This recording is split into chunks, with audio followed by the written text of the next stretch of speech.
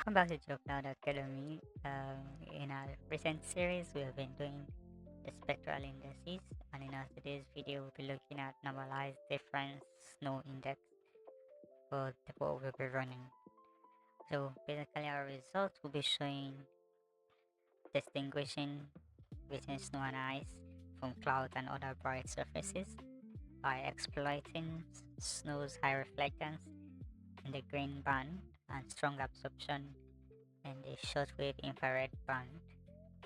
Just like the explanation, the bands we'll be using are the green and shortwave infrared, which makes our formula green minus shortwave infrared 1 all divided by green plus shortwave infrared 1.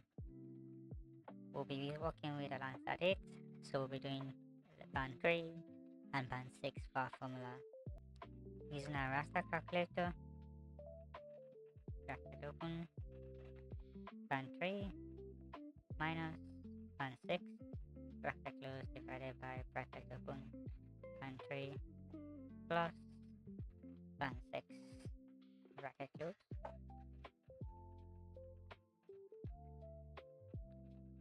Run.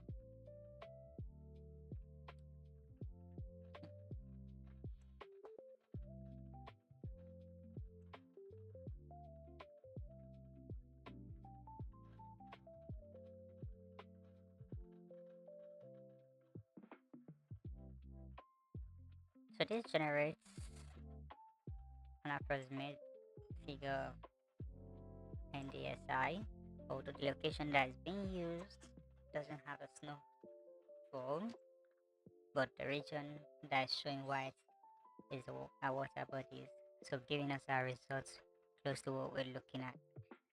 So with this, hope I've been able to assist you in running your NDSI using ArcGIS Pro. Yes. Thank you very much for watching. Please like, share, and subscribe. And yes, see you in the next one. Happy mapping.